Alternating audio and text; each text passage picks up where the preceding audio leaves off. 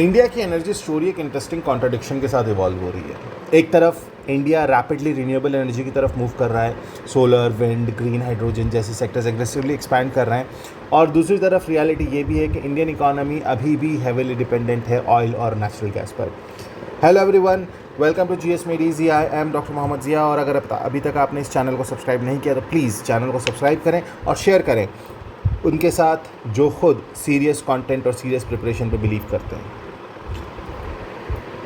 बात करें इंडिया के एनर्जी की तो चाहे ट्रांसपोर्टेशन हो, इंडस्ट्रीज़ हो, फर्टिलाइज़र्स, पेट्रोकेमिकल्स, लॉजिस्टिक्स, यानी कि हर मेजर इकोनॉमिक एक्टिविटी जो है वो डायरेक्टली या इनडायरेक्टली हाइड्रोकार्बन्स पर डिपेंडेंट है।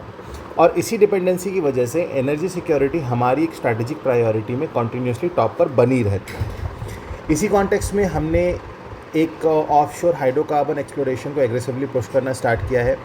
DGH यानी कि डायरेक्टरेट जनरल ऑफ हाइड्रोकार्बन्स ने इंडिया का one of the largest geophysical survey initiative launch किया है।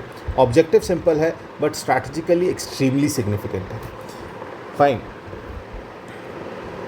इंडिया अपने डोमेस्टिक ऑयल और गैस रिजर्व्स को डीपर और वाइडर स्केल पर एक्सप्लोर करना चाहता है। क्वेश्चन ये है कि ये इशू सडनली इतना इंपॉर्टेंट क्यों हो गया, क्योंकि नो डाउट हम दुनिया के सबसे बड़े एनर्जी इंपोर्टर्स में से एक हैं। हम अपनी क्रूड ऑयल रिक्वायरमेंट का एक मेजर पोर्शन इंपोर्ट करते हैं, और जब ग्लोबल ऑयल प्राइसेस राइज करते हैं, जैसा कि पिछले कुछ महीनों से चल रहा है, या जियोपॉलिटिकल टेंशन्स इमर्ज होते हैं, तो इंडियन इकोनॉमी पे डायरेक्टली प्रेशर आता है।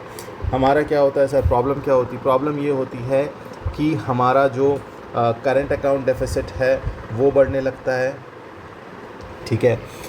रुपी जो है डॉलर के मुकाबले वो गिरने लगता है, इन्फ्लेशन जो है वो बढ़ने लगता है, और फिस्कल बर्डन यानी कि आपका करंट अकाउंट डेफिसिट और फिस्कल डेफिसिट दोनों, तो ऑलरेडी हम ट्विन डेफिसिट सिंड्रोम में फंसे हुए हैं और ये और ज़्यादा बढ़ने लगता है। यानी कि एनर्जी इंपोर्ट सिर्फ इकोनॉमिक इशू नहीं है, ये स्ट्रैटेजिक वल्नरेबिलिटी को भी क्रिएट करते हैं, और इसी वल्नरेबिलिटी को रिड्यूस करने के लिए इंडिया अब ऑफशोर एक्सप्लोरेशन पे फोकस कर रहा है।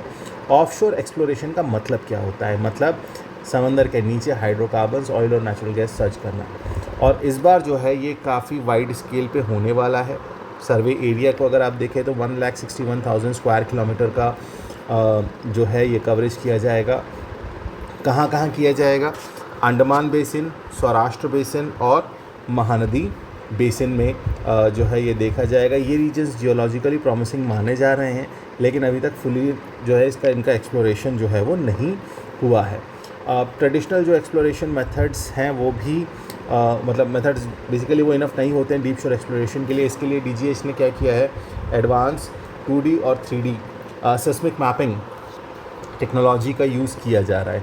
बेसिकली ये टेक्नोलॉजी जो है ये क्या करते हैं, ये जो चीज़ें होती हैं ये अंडर वाटर स्कैनिंग या सबसर्फेस इमेजिंग की तरह आप इसे समझ सकते हैं।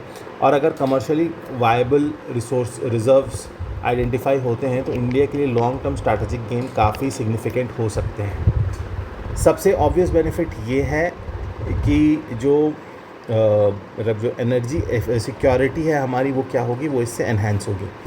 डोमेस्टिक प्रोडक्शन इंक्रीज़ होने का क्या मतलब है कि जो हमारी इंपोर्ट डिपेंडेंसी है वो क्या हो जाएगी, हमारी इंपोर्ट डिपेंडेंसी जो है वो कम हो जाएगी। यानी कि हम जो ऑयल है या जो ऑयल इंपोर्ट्स हैं या जो भी हम एनर्जी इंपोर्ट कर रहे हैं वो क्या करेंगे, वो एनर्जी इंपोर्ट हम कम करेंगे, ठीक है। ज़ाहिर सी बात है ये अगर हम इस डोमेस्टिक प्रोडक्शन को या डोमेस्टिक एक्सप्लोरेशन को हम बढ़ा रहे हैं तो आत्मनिर्भर भारत वाला जो विज़न है वो भी स्ट्रेंथन होगा, क्योंकि स्ट्रैटेजिक ऑटोनॉमी तभी मीनिंगफुल होती है जब क्रिटिकल सेक्टर्स में एक्सेसिव जो एक्सटर्नल डिपेंडेंसी है वो क्या होती है, वो कम होती है। लेकिन इसका एक और साइड है, वो ये है कि ये जो प्रोसेस है ना टेक्नोलॉजिकली भी और फाइनेंशियली बहुत डिमांडिंग प्रोसेस है। डीप वाटर एक्सप्लोरेशन की अगर आप बात करें ना तो डीप वाटर एक्सप्लोरेशन अपने आप में जो है कॉम्प्लेक्स प्रोसेस है, इतना सिंपल नहीं होता। It's not like simple drilling करा और वो मतलब उसमें आपने खुदाई की और गड्ढा खोदा और ऑयल निकल गया, ऐसा नहीं होता। It requires sophisticated equipments, it requires advance seismic analysis, specialised ships चाहिए, अंडर वाटर इंफ्रास्ट्रक्चर चाहिए, और बहुत बड़ा कैपिटल इन्वेस्टमेंट जो है इसमें चाहिए। Even after spending billions success guaranteed नहीं होती। दिस इज़ अनादर कि यहाँ पर जो है ना वो रिस्क एग्जिस्ट करता है। कभी कभी सर्विस प्रॉमिसिंग लगते हैं लेकिन कमर्शियली रिकवरेबल रिजर्व्स इवेंचुअली नहीं मिलते, मतलब थोड़ा बहुत मिल गया, उतना नहीं मिला जितना आपने खर्चा किया था। फिर ये डिबेट तो हमेशा बनी रहेगी कि इन्वायरमेंटल कंसर्न्स जो हैं वो भी इस मेजर डिबेट का पार्ट है। ऑफशोर ड्रिलिंग में मरीन इकोसिस्टम को इम्पैक्ट पड़ सकता है, बिल्कुल पड़ सकता है। ऑयल स्पिल्स हैं, अंडर वाटर नॉइस पोल्यूशन है, बायोडाइवर्सिटी डिसरप्शंस हैं, ये सारी चीज़ें जो हैं यहाँ पर हमें दिख सकती हैं। पर्टिकुलरली इकोलॉजिकल सेंसिटिव रीजन्स में एक्सप्लोरेशन एनवायरमेंटलिस्ट का कंसर्न होगा। सो जियोपॉलिटिकल सेंसिटिविटी जो है वो भी वहाँ पर एक मेजर फैक्टर प्ले कर सकती है। तो अब यहाँ पर सवाल हमारे आगे क्या है? हमारे आगे सवाल ये है कि एक तरफ क्या है, एक तरफ है हमारी एनर्जी नीड और दूसरी तरफ क्या है, दूसरी तरफ है एनवायरमेंटल सस्टेनेबिलिटी।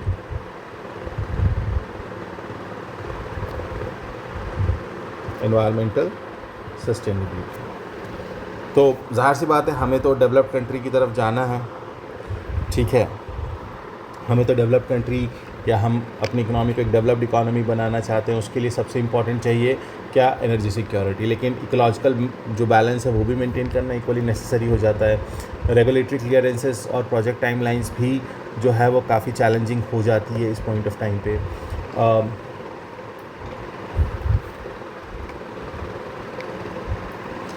बहुत सारे ऐसे ऑफशोर रीजन्स हैं जो स्ट्रैटेजिकली सेंसिटिव जोन्स के पास है, इंडियन ओशन ख़ास तौर पे उस रीजन में, तो वहाँ पर मैरीटाइम कंपटीशन जो है वो ग्रेजुअली इंटेंसिफाई हो रहा है। इसलिए offshore exploration purely economic activity नहीं बच जाता है, it intersect with maritime security and geopolitical strategy. UPSC perspective से अगर आप बात करें तो मल्टीपल डायमेंशंस को सिलेबस को कवर कर रहा है। Energy security, blue economy, environmental governance, strategic autonomy, technology and exploration, economic development. Particularly important analytical angle है whether India can realistically balance hydrocarbon expansion with its climate commitment, क्योंकि ये भी SDGs भी इसमें रोल प्ले कर रहे हैं। क्योंकि ग्लोबली क्लीन एनर्जी ट्रांजैक्शन जो है वो एक्सेलरेट हो रहा है, लेकिन डेवलपिंग कंट्रीज़ के लिए immediate exit from the fossil fuel it is quite difficult. And this is where India का जो अप्रोच है ना वो डुअल ट्रैक स्ट्रैटेजी जैसा दिख रहा है।